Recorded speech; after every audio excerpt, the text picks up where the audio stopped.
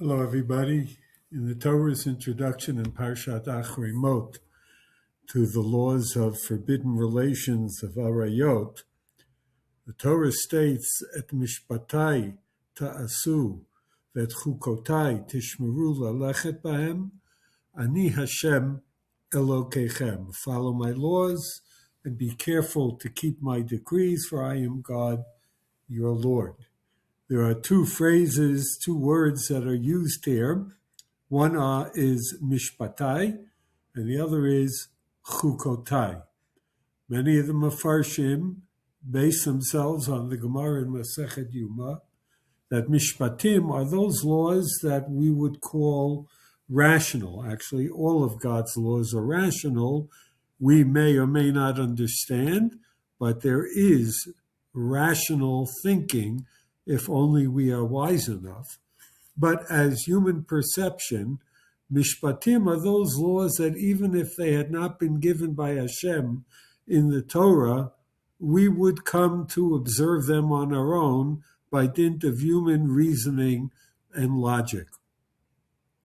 On the other hand, chukotai are gezerot, laws that seemingly have no rhyme or reason to them, other than they are divine commandments given to the Jewish people, that the other nations of the world might even mock us for observance of these laws, but we are bound to observe them nonetheless. The Netziv tells us that's why the Torah has a subtle distinction between these two classes of laws. When it comes to the mishpatim, the Torah simply says, Et mishpatai tasu, you will do them. You would have come to do them on your own, even without a divine commandment. On the other hand, there is an effort that is required, conviction, commitment to chukim, vet chukotai tishmeru lalechet bahem. You need commitment in order to remain loyal to those precepts of the Torah, that you walk in that way. You walk in the way of knowing that it's a divine commandment, even if other people mock you for said observance. The Vilna Gaon adds another aspect that I think is quite telling. And he tells us that the idea of tishmeru and lalechet bahem are really two things.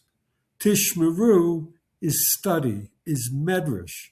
You have to study Torah, and the more that you study Torah, the more fixed in your mind and in your intellect will be the idea of the mitzvah observance. If you have fulfillment of the precept of tishmeru, of study, then it follows that you will fulfill lalechet bahem, to walk in its ways. And if I could perhaps add, maybe this concept of tishmeru and lalechet bahem is applicable not only to the chukim that otherwise would seem to be illogical or even nonsensical, but rather even to the mishpatim.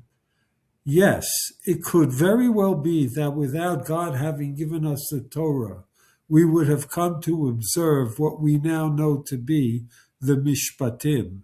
They are logical, they are ethical, they are moral, even from a perspective of secular humanism.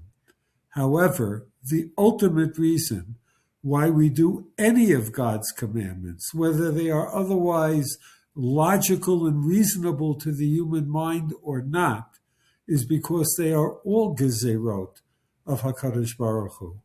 And therefore, perhaps the principle of tishmeru, of Torah study, the reason we keep the mishpatim is not because they seem logical, but because God commanded it.